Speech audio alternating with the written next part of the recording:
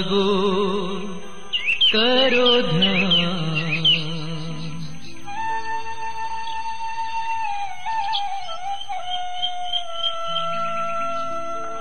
भोर हुई मन जागो करो ध्यान। भोर हुई मन जागो करो ध्यान। ईश्वर प्रभु का कर लो रे गुणगान। ईश्वर प्रभु का कर लो रे गुणगान। भोर हुई मन जागो करो ध्यान। भोर हुई मन जागो करो ध्यान।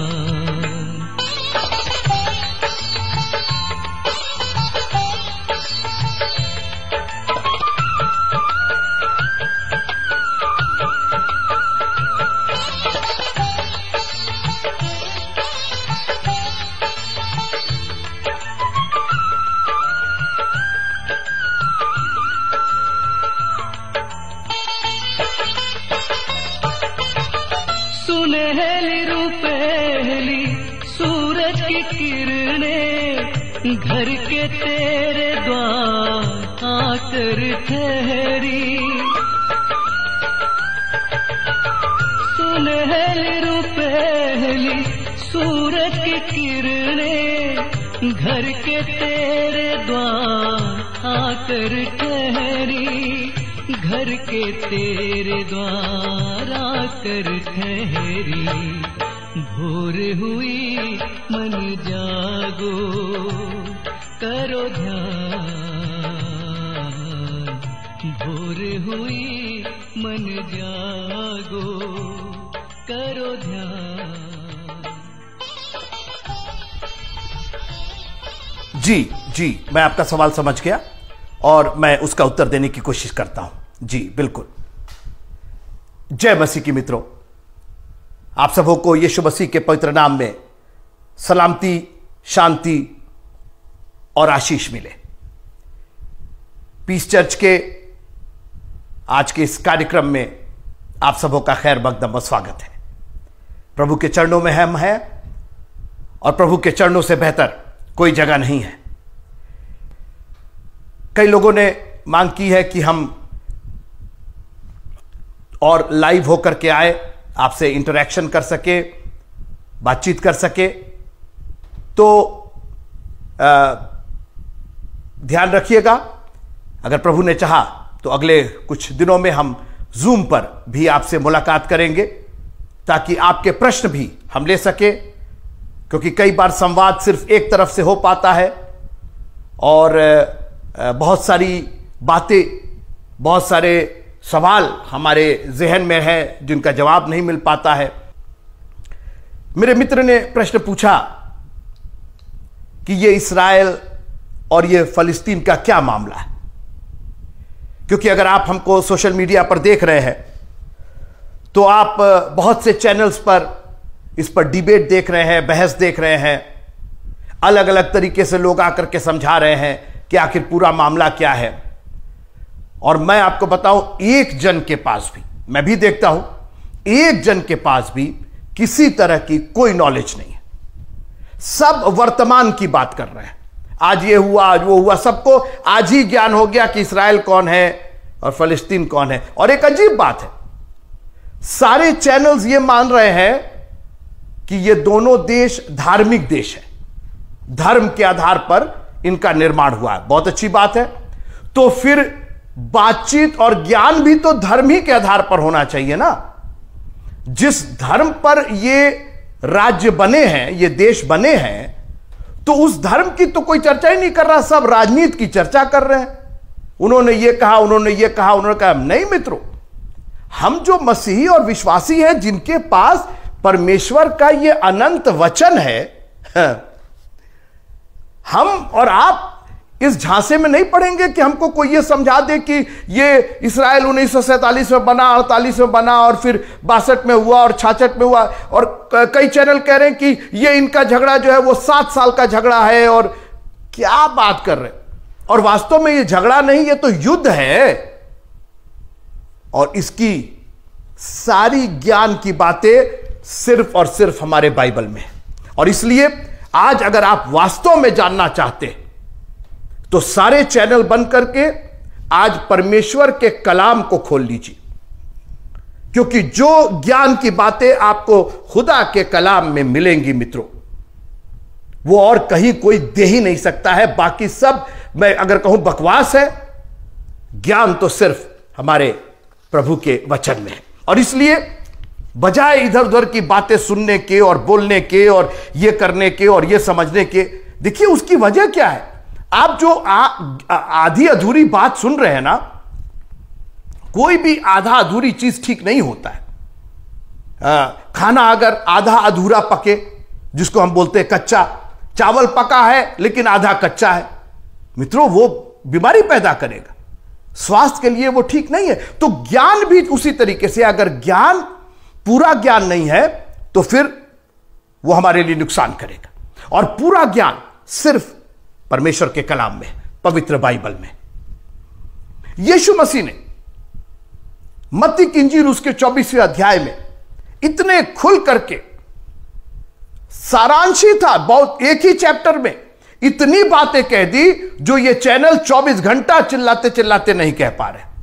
सबके पास अपना अपना मत है, वो जान ही नहीं रहे कि इस्राएल कौन है, फिलिस्तीन कौन है, कहां से ये सब बातें शुरू हुई। मैं मत्ती की इंजील से शुरू करना चाहता हूं, आप मेरे साथ रहिए थोड़ी देर। मत्ती की इंजील उसका 24वां अध्याय 6वां पद, तुम लड़ाइयों और लड़ाइयों की चर्चा सुनोगे। सुनने में बुराई नहीं है, सुनो, लेकिन एक काम मत करना, घबरा ना जाना। देखिए मैं इसी बात पर बात करना चाहता हूं कि इतने लोग घबराए हुए हैं। एक तो ये पैंडेमिक चल रहा है, अपने लोग चले जा रहे हैं, और फिर ऊपर से ये लड़ाई इस्राएल की, पूरी दुनिया को इसने हिला करके रख दिया है। हिलेगी ही दुनिया, उसकी वजह है, उसका कारण है। तुम लड़ाइयों और लड़ाइयों की चर्चा सुनोगे, घबरा मत जाना। और मैं विश्वासियों से कहना चाहता हूं, अगर आप घबरा रहे हैं तो आपको प्रभु पर विश्वास नहीं है।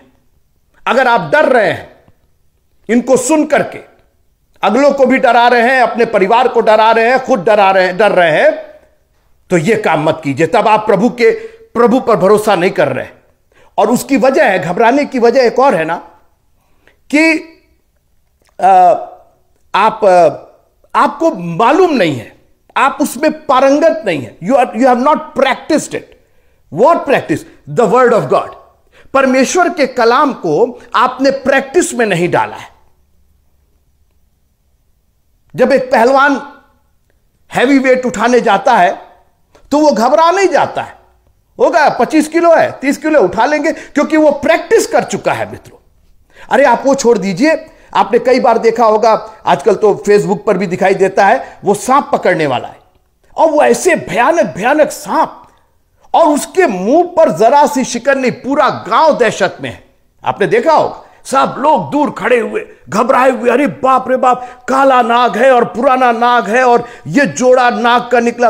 और वो जो आदमी है, मैंने देखा है, जरा सी शिकन नहीं, बस उसने कहा कि बस थोड़ा सा ख्याल कीजिए, सजग रहिए, घबराना नहीं है। और जा करके उनको ऐसा पकड़ता है, ऐसा पूंछ से उठाता है, कभी उनके मुंह के पीछे से पकड़ लेता, कोई डर भय नहीं, उसको फिर बोतल में डाल देता, बोरे में डाल देता है। जानते हैं क्यों? क्योंकि उसने प्रैक्टिस कर रखी है, उस डर पर काबू कर रखा है। और उसकी वजह यह है कि उसने इतना हासिल किया है, इतना ज्ञान हासिल किया है, उसने इतनी प्रैक्टिस की है सांपों को पकड़ने की, कि उसको घबराहट नहीं होती। आज हमारी प्रॉब्लम यह है कि जैसे ये कोरोना आया, दुआ शुरू हो गई, अरे अब क्या करें, अब क्या करें, अब क्या करें।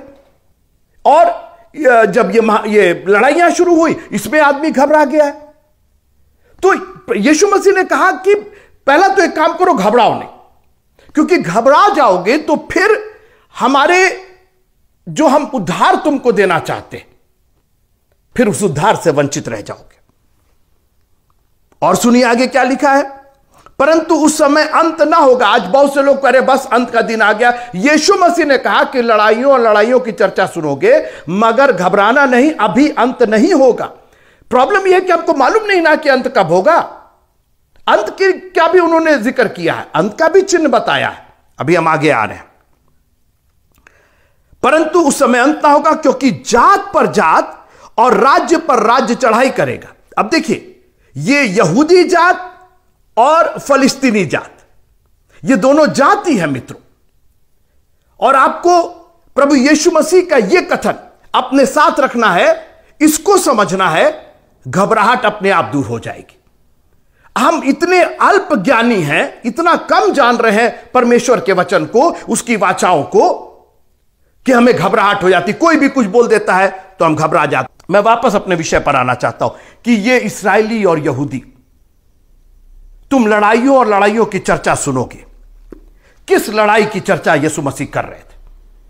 बहुत सी लड़ाइयां हुई, लेकिन याद रखिएगा मित्रों, मिडिल ईस्ट में जो लड़ाई होगी, इस्राएल और फलस्तीन के बीच में जो लड़ाई हो रही है, इस पर तो बहुत ध्यान दीजिएगा। घबराइएगा नहीं, ध्यान दीजिएगा, सजग हो जाइएगा। आधी रात को धूम मची। मैंने पिछली बार कहा था कि यह धूम जो है, कुछ लोगों के लिए खुशी का धूम है और कुछ लोगों के लिए शोर शराबा है, कुछ लोगों के लिए घबराहट है। हमारे लिए तो खुशी है, हमारा दूल्हा आ रहा है। बात कब होगी उसके आने की, यीशु मसीह ने उसी अध्याय में कहा, 24वां अध्याय और उसकी 32वीं आयत, अंजीर के पेड़ से यह दृष्टांत सीखो, जो इस्राएल है, जब उसकी डाली कोमल हो जाती और पत्ते निकलने लगते हैं तो तुम जान लेते हो कि ग्रीष्मकाल निकट है। इसी रीत से जब तुम इन सब बातों को देखो तो जान लो कि वो निकट है, वरन द्वार ही पर है। यहां पर यीशु मसीह ने कहा कि जब ग्रीष्मकाल, जब अंजीर के वृक्ष में उसकी डाली और पत्ते निकलने लगते, तब तुम जान लेते हो ग्रीष्मकाल निकट है। अब इस्राएल पर ध्यान दो, उस अंजीर के पेड़ पर ध्यान दो। जानते हैं क्यों? उसकी वजह है यूहन्ना की इंजील और उसका 4था अध्याय। मैं पढ़ना चाहता हूं यूहन्ना की इंजील, उसका 4था अध्याय और 22वीं आयत। यीशु मसीह बात कर रहे हैं सामरी स्त्री से, और बात करते करते इतनी बड़ी बात उन्होंने कह दी। सुनिएगा, यूहन्ना की इंजील 4था अध्याय और उसकी 22वीं आयत, John chapter 4 and verse number 22। तुम जिसे नहीं जानते उसकी आराधना करते हो, और हम जिसे जानते हैं उसकी आराधना करते हैं, क्योंकि उद्धार यहूदियों में से है। उद्धार यहूदियों में से है। जो इस्राएल देश है, अभी तक आपसे पूछा जाए कि वाई डू यू से I stand with Israel, I stand for Israel, आपको मालूम नहीं, हां प्रभु के लोग हैं, प्रभु के लोग वो होंगे। मैं तो इसलिए इस्राएल के साथ खड़ा हूं कि मेरा उद्धार यहूदियों में से है। मित्रों, at the end you need salvation. यहूदी क्या कर रहे हैं, क्या नहीं कर रहे हैं, इस्राएल क्या कर रहा है, क्या नहीं कर रहा है, आई डोंट केयर। हम तो इसलिए उसके साथ खड़े हैं कि मेरा उद्धार वहां से आने वाला है। मेरा मसीहा यहूदी था, वो उसी में से निकल करके आया। उद्धार, चंगाई सिर्फ नहीं, प्रॉस्पेरिटी नहीं, सिर्फ आशीष नहीं, मेरा उद्धार यहूदियों में से है। और अब आइए, मैं इस्राएल की चर्चा करना चाहता हूं। 12वां अध्याय उत्पत्ति का, आप मेरे साथ थोड़ी देर रहिए, मैं इस्राएल की चर्चा करना चाहता हूं। ये जो पॉलिटिकल लोग बोल रहे हैं ये 1947 में बना, 48 में बना, कहीं कुछ नहीं मित्रों। इसकी शुरुआत तो कहां से हो चुकी थी? नूह के बाद जब जल प्रलय हो गया, दुनिया खत्म हो गई, नई तरीके से दुनिया शुरू हुई। उसके बाद 12वां अध्याय उत्पत्ति का, यहोवा ने अब्राहम से कहा, उत्पत्ति का 12वां अध्याय पहली आयत, Genesis chapter 12 and verse number 1। यहोवा ने अब्राहम से कहा, अपने देश और अपने कुटुंबियों और अपने पिता के घर को छोड़कर उस देश में चला जा जो मैं तुझे दिखाऊंगा। I am going to show you a country. I don't know whether that country was there or not, मुझे नहीं मालूम। परमेश्वर ने कहा इंडिया चले जाना, श्रीलंका चले जाना, बांग्लादेश चले जाना, यूएस चले जाना, मैं दिखाऊंगा। अब्राहम, आज पॉलिटिकल लोग भी कह रहे हैं अब्राहम की, ये अब्राहम की संतान है, अब्राहम की। अरे भाई, तो अब्राहम की आशीष तो सुनो। किस देश की बात हो रही है? आज आप लोग अपने चैनल पर बैठ करके राजनीति करके ये देश इसको मिलना चाहिए, वो देश उसको मिलना चाहिए, अरे वो देश परमेश्वर ने दिया है। वो कनान में रहता था, इब्राहिम कनान में रहता था। और सुनिए, आशीष सुनिए, और मैं तुझसे एक बड़ी जाति बनाऊंगा और तुझे आशीष दूंगा और तेरा नाम महान करूंगा और तुझे आशीष का मूल होगा। जो तुझे आशीर्वाद दे उन्हें मैं आशीष दूंगा और जो तुझे कोसे उसे मैं शाप दूंगा और भूमंडल के सारे कुल तेरे द्वारा आशीष पाएंगे। कैसे नहीं आप इस्राएल के साथ खड़े होंगे? आप कोसेंगे उसको, आप खुद कोसा जाएंगे, खुद श्रापित हो जाएंगे, क्योंकि उद्धार यहूदियों में से है। Our salvation comes out from the Jews. हम अपने उद्धार के साथ मजाक नहीं कर सकते, इसके साथ किसी से छेड़छाड़ नहीं कर सकते। कोई राजनीति, कोई नेता, कोई अभिनेता हमको ना समझाए ये मेरा उद्धार है और ये उद्धार हम लेकर के रहेंगे। इट इज माइन, मेरा सैल्वेशन है। हमें जाना है, हमें अपने प्रभु के पास जाना है, हमें उस जगह जाना है जो उसने मेरे लिए तैयार की है। 13वें अध्याय में फिर आशीष दी। मैं भी आपको लेकर के कहीं जा रहा हूं, आप रहिए। आपको ऐसी बातें हर जगह नहीं मिलेंगी मित्रों, आप मेरे साथ रहिए। उत्पत्ति की पुस्तक उसका 13वां अध्याय। जब लूत अब्राहम से अलग हो गया तब उसके पश्चात यहोवा ने अब्राहम से कहा, आंखें उठाकर जिस स्थान पर तू है वहां से उत्तर, दक्षिण, पूरब, पश्चिम चारों ओर दृष्टि कर, क्योंकि जितनी भूमि तुझे दिखाई देती है उस सबको मैं तुझे और तेरे वंश को युग युग के लिए दूंगा और मैं तेरे वंश को पृथ्वी की धूल के किनकों के समान बहुत करूंगा, यहां तक कि जो कोई पृथ्वी की धूल के किनकों को गिन सकेगा वही तेरे वंश को भी गिन सकेगा। उठ, इस देश की लंबाई और चौड़ाई में चल फिर, क्योंकि मैं तुझे तुझी को दूंगा। उसके पश्चात अब्राहम अपना तंबू उखाड़कर ममरे के बांज वृक्षों के बीच जो हेब्रोन में थे जाकर रहने लगा और वहां भी यहोवा की एक वेदी बनाई। ये आशीषें हैं। आप कहेंगे ये आशीष क्यों रिपीट कर रहे हैं? मैं भी आ रहा हूं, आप घबराइए नहीं, मैं आपको लेके जा रहा हूं। मेरा उद्धार यहूदियों में से है, मेरी आशीष यहूदियों में से है।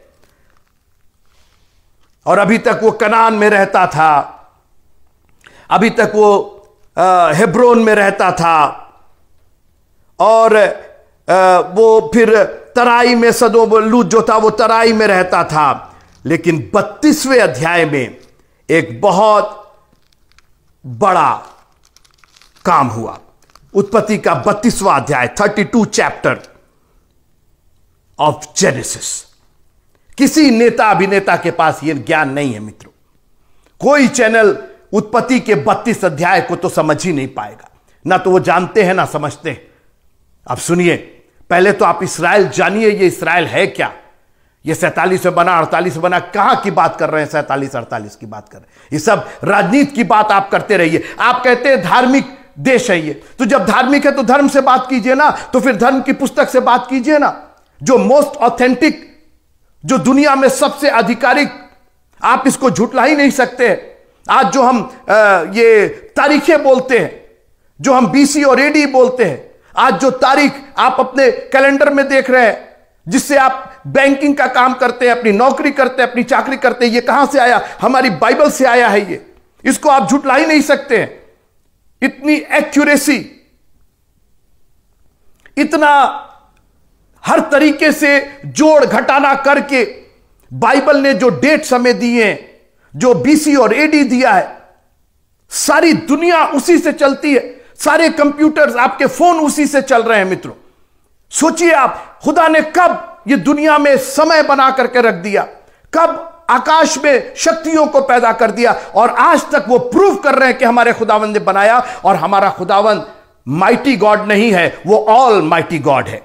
वो शक्तिमान परमेश्वर नहीं है मित्रों, वो सर्वशक्तिमान परमेश्वर है। There is a difference between mighty and almighty. Mighty बहुत से गॉड हो सकते हैं, छोटा जी, बहुत से देवी देवता, बहुत से ईश्वर हो सकते हैं, लेकिन हमारा खुदावंद राजाओं का राजा है और प्रभुओं का प्रभु, सर्वशक्तिमान यहोवा परमेश्वर है। 32वां अध्याय उत्पत्ति का। तो अब सुनिए, अब्राहम को आशीष दी। अब्राहम से वंशज और वंशावली होने की बात थी। उसकी पत्नी का नाम था सारा। ये दोनों बूढ़े हो चुके थे और इन दोनों की कोई संतान नहीं थी। सारा ने अपनी जो मेड थी, जो उसकी सहायिका थी, वो एक इजिप्शियन थी, वो एक मिस्री थी, उसका नाम था हाजिरा, और उसको अब्राहम की पत्नी बना दिया और उससे एक बालक पैदा हुआ और उसका नाम इस्माइल रखा गया। लेकिन परमेश्वर ने जो आशीष दी थी वो इब्राहिम और सारा को दी थी और उनसे जो वंश निकलता था उसकी बात की थी, क्योंकि इब्राहिम भी यहूदी था, इब्री था, सारा भी यहूदी थी, इब्री थी, और उनकी जो संतान पैदा होती वो भी इब्री होती और आगे चल करके उन लोग की संतान इसहाक पैदा हुई। अब बाप एक, बेटे दो, और वो भी दो स्त्रियों से। लेकिन जो प्योर ब्लड था, जो कहीं से मिलावटी नहीं था, जो यहूदी था पूरी तरीके से, वो इसहाक था। आगे चल करके इसहाक की दो संतानें रिबका से पैदा हुई, एसाव और याकूब। और एक अजीब बात है कि जब रिबका गर्भवती थी और दो बेटे उसके गर्भ में थे, तभी परमेश्वर ने एक बात उनके लिए कह दी थी। सुनिएगा, अब्राहम के पुत्र इसहाक की वंशावली यह है। मैं उत्पत्ति की पुस्तक उसका 25वां अध्याय पढ़ रहा हूं। और मित्रों, आपको यह जानना पड़ेगा, क्योंकि कोई पॉलिटिक्स, कोई राजनीति नेता आपको यह सब नहीं बताएगा। और जब आप यह जान जाएंगे तो जानते हैं क्या काम होगा, आप घबराएंगे नहीं। यीशु मसीह ने कहा ना कि घबरा मत जाना। प्रॉब्लम यह है कि हमको तो मालूम ही नहीं है कि हुआ क्या था और क्या होने वाला है, इसलिए घबराहट बढ़ गई। जब आपको मालूम हो जाएगा तो आप इत्मीनान से हो जाएंगे, आप चैन से हो जाएंगे, आप बोलेंगे तो सब हमको पता है। तो उत्पत्ति की पुस्तक उसका 25वां अध्याय अब्राहम के और 19वीं आयत, अब्राहम के पुत्र इसहाक की वंशावली यह है। अब्राहम से इसहाक उत्पन्न हुआ और इसहाक ने 40 वर्ष का होकर रिबका से, जो पद्दनाम के वासी अरामी बतूएल की बेटी और अरामी लाबान की बहन थी, विवाह कर लिया। इसहाक की पत्नी बांझ थी, इसलिए उसने उसके निमित्त यहोवा से विनती की और यहोवा ने उसकी विनती सुनी। इस प्रकार उसकी पत्नी गर्भवती हुई। लड़के उसके गर्भ में आपस में लिपट कर एक दूसरे को मारने लगे। अब देखिए बात कहां से शुरू हो रही है। यह इस्राएल और फलिस्तीन की बात रिबका के गर्भ से शुरू हुई। मित्रों, यह बाइबल का कहना है। गर्भ में दोनों बच्चे लिपट करके आपस में एक दूसरे को मारने लगे।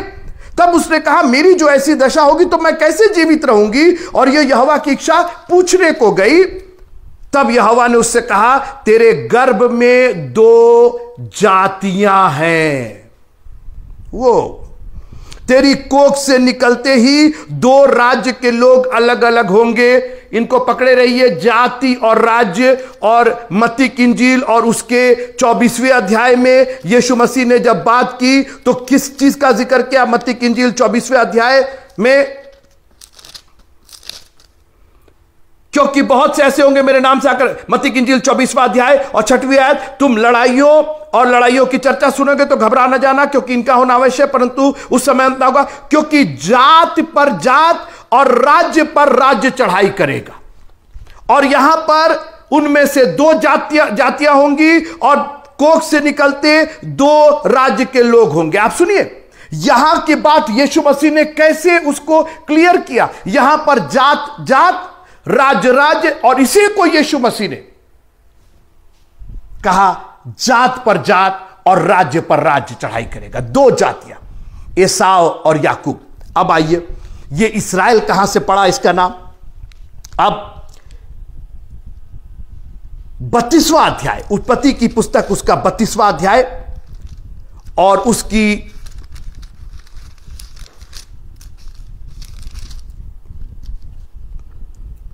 27वीं आयत, 26वां आयत से मैं पढ़ता हूं। उत्पत्ति की पुस्तक उसका 32वां अध्याय, 32nd chapter of Genesis, 32 chapter of Genesis and verse number 26। तब उसने कहा, मुझे जाने दे क्योंकि भोर होने वाला है। याकूब ने कहा, जब तक तू मुझे आशीर्वाद न दे तब तक मैं तुझे जाने ना दूंगा। और उसने याकूब से पूछा, तेरा नाम क्या है? उसने कहा याकूब। उसने कहा तेरा नाम अब याकूब नहीं परंतु इस्राएल होगा। आप किसी भी नेता से पूछ लीजिए, सबसे पहले इस्राएल वर्ड कहां से आया, कहां पर यूज हुआ? क्या इस्राएल किसी व्यक्ति का नाम है, किसी कंट्री का नाम है? और हम जो मसीही हैं, जो परमेश्वर के कलाम पर विश्वास करते हैं, गर्व से कहिए कि आपको मालूम है ये इस्राएल शब्द सबसे पहले कहां इस्तेमाल हुआ, किसने दिया? परमेश्वर के एक दूत ने याकूब से मल्लयुद्ध करते करते कहा कि आज के बाद से तेरा नाम याकूब नहीं इस्राएल होगा, क्योंकि तू परमेश्वर से और मनुष्यों से भी युद्ध करके प्रबल हुआ है। परमेश्वर से भी और मनुष्यों से भी। अब सुनिए, ये इस्राएल देश है क्योंकि रिबका को परमेश्वर ने कहा था कि तेरे गर्भ में 2 जातियां हैं और निकलते साथ ये 2 राज्य हो जाएंगे। अब आप पूछेंगे ये पलिश्ती लोग कहां से शुरू हुए, ये कहां से आए? उत्पत्ति की पुस्तक उसका 28वां अध्याय और उसकी 6वीं आयत से मैं पढ़ना चाहता हूं। जब इसहाक ने याकूब को आशीर्वाद देकर पद्दनराम भेज दिया कि वो वहीं से पत्नी लाए और उसको आशीर्वाद देने के समय यह आज्ञा दी कि तू किसी कनानी लड़की से विवाह न कर लेना। और याकूब माता पिता की मानकर पद्दनराम को चला गया। पर एसाव यह सब देख के और यह सोचकर कि कनानी लड़कियां मेरे पिता इसहाक को बुरी लगती हैं, अब्राहम के पुत्र इश्माइल के पास गया और इश्माइल की बेटी महलत को, जो नबायोत की बहन थी, ब्याह कर अपनी पत्नी में मिला लिया। जो जाति इश्माइल की थी, जो हाजिरा से पैदा हुई थी, अब्राहम पिता जरूर था लेकिन माता मिस्री थी, हाजिरा था उसका नाम, और उसका बेटा इश्माइल था। उसकी बेटी को एसाव ने शादी करके अपनी पत्नियों में मिला लिया। बहुत सी कनानी लड़कियों से उसने शादी किया था और ये सब अन्य जाति थी, एक भी यहूदी नहीं थी। तो नेचुरली 2 जातियां तो हो ही गई। याकूब राहेल से शादी करता है, जो सारा के भाई की लड़की थी, यहूदी थी वो भी, इब्री थी वो भी, इस्राएली थी वो भी। और एसाव जानबूझकर इश्माइल की बेटी से और कनानी, ये सारी अन्य जातियां, और ये 2 जातियां, यहूदी जात और पलिश्ती जात, इश्माइली जात, और उनका युद्ध, उनका झगड़ा उस वक्त से शुरू हुआ है। ये 7 साल का झगड़ा, 1947 का झगड़ा। पहले फिलिस्तीनी लोग रहते थे, फलाने रहते थे, बिल्कुल ठीक बात है, वो रहते थे, लेकिन देश तो परमेश्वर यहोवा ने अब्राहम को और उसकी संतान को दिया था। मैं एक बात और करके खत्म करना चाहता हूं। हम और आप इसमें कहां जुड़े हैं? ये इस्राएल, ये फलिस्तीन, ये इब्राहिम की आशीष, हम और आप कहां जुड़े हैं? सुनिएगा, गलतियों की पत्री उसका 3रा अध्याय और उसकी 13वीं और 14वीं आयत। Galatians chapter 3 and verse number 13 and 14। गलतियों की पत्री उसका 3रा अध्याय, 3रा अध्याय उसकी 13वीं और 14वीं आयत।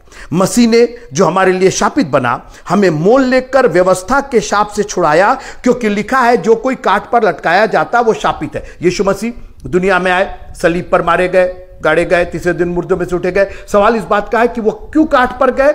काट पर इसलिए गए कि जो काट पर जाता है वो श्रापित है। इसलिए कि मैं फिर से 13वां पढ़ना चाहता हूं कि मसीह ने जो हमारे लिए शापित बना, हमें मोल लेकर व्यवस्था के शाप से छुड़ा लिया। व्यवस्था, लॉ वॉज ए कर्स, व्यवस्था एक श्राप था। जो पुराने नियम में जो व्यवस्था, लय व्यवस्था, व्यवस्था विवरण, ये जो व्यवस्था दी गई इसराइलियों को, वो श्राप के तहत दी गई मित्रों। और यीशु मसीह ने बोला कि अब उस व्यवस्था के श्राप से हमको छुड़ाना है, क्योंकि उद्धार यहूदियों में से, अब सुनते रहिए, क्योंकि यीशु मसीह भी यहूदी थे। यीशु मसीह काट पर लटकाए जाते हैं, क्रूस पर लटकाए जाते हैं। अब क्यों यीशु मसीह काट पर लटकाए गए? क्यों उन्होंने व्यवस्था के श्राप से हमको छुड़ाया, और अगर छुड़ाया तो उसका फायदा क्या हुआ। 14वीं आयत, Galatians chapter 3 and verse number 14, गलतियों की पत्री उसका 3 अध्याय 14वीं आयत। यह इसलिए हुआ, क्या चीज इसलिए हुआ? यीशु मसीह का क्रूस पर मारा जाना, यीशु मसीह का काट पर लटकाया जाना, उसका शापित किया जाना, हमारे बदले उसका शापित किया जाना। यह इसलिए हुआ कि अब्राहम की आशीष, 12वां अध्याय उत्पत्ति का, 13वां अध्याय उत्पत्ति का मित्रों, अब्राहम की आशीष मसीह यीशु में, जो हमारे लिए काट पर लटकाया गया, क्रूस पर लटकाया गया, मसीह यीशु में अन्य जातियों तक पहुंचे। हम और आप अन्य जाति, पलिस्तियों के लिए भी उद्धार है अगर वो यीशु मसीह को मान ले। कनानियों के लिए भी उद्धार है, अन्य जातियों के लिए उद्धार है यीशु मसीह पर विश्वास करने से, क्योंकि यीशु मसीह का काट पर लटकाया जाना व्यवस्था के श्राप से हमको छुड़ा लिया। और इब्राहिम की आशीष, 12वां अध्याय 13वां अध्याय, वो आशीष जो इसहाक और याकूब और यूसुफ और उसके बाद चलती चली आ रही है, वो हमारी और आपकी भी हो सकती है। उद्धार यहूदियों में से जरूर है, लेकिन सिर्फ यहूदियों के लिए नहीं है, सारी दुनिया के लिए है। उसका निजात, उसका उद्धार हम सबों के लिए है। उसने हम सबों के लिए, जितनों ने उस पर विश्वास किया, उसको उसने बेटे और बेटियां होने का अधिकार दिया, ताकि जो कोई उस पर विश्वास करे वो नाश ना हो परंतु अनंत जीवन पाए। अब्राहम को आशीष दे दी थी और वो आशीष सारी दुनिया में फैलनी थी, मगर व्यवस्था ने आकर के श्राप पैदा कर दिया था। हमारा यीशु मसीह इस दुनिया में आया, यहूदी होकर के आया, काट पर लटकाया गया और व्यवस्था के श्राप से हमको और आपको छुड़ा लिया। और कहा कि अब्राहम की जो आशीष व्यवस्था के कारण अवरोध उत्पन्न हो गया था, रुक गई थी, अब व्यवस्था चूंकि हट गई है, अब अनुग्रह आ गया है। यीशु मसीह अपने अनुग्रह से जो एक गैप हो गया था, जो एक हर्डल हो गया था व्यवस्था की वजह से, वो हटा दिया और अनुग्रह का उन्होंने एक ब्रिज तैयार कर दिया, एक पुल बना दिया और कहा कि अब्राहम की जो ये आशीष है ये अन्य जातियों तक कैसे मिलेगी। तो यीशु मसीह काट पर लटक करके उन्होंने एक ब्रिज बना दिया और एक अनुग्रह का, दया का, अपने मर्सी का उन्होंने एक ब्रिज बनाया और कहा कि अब्राहम की आशीष अन्य जातियों को भी मिलेगी। हां, उद्धार यहूदियों में से जरूर है, लेकिन सिर्फ यहूदियों के लिए नहीं है, वो मेरा भी है। इसलिए आई स्टैंड विथ इज़राइल, हम इस्राएल के साथ, और सिर्फ एक देश के लिए नहीं, एक जाति के लिए नहीं, हम उस इज़राइल के लिए जो परमेश्वर और मनुष्यों से लड़के प्रबल हुआ है।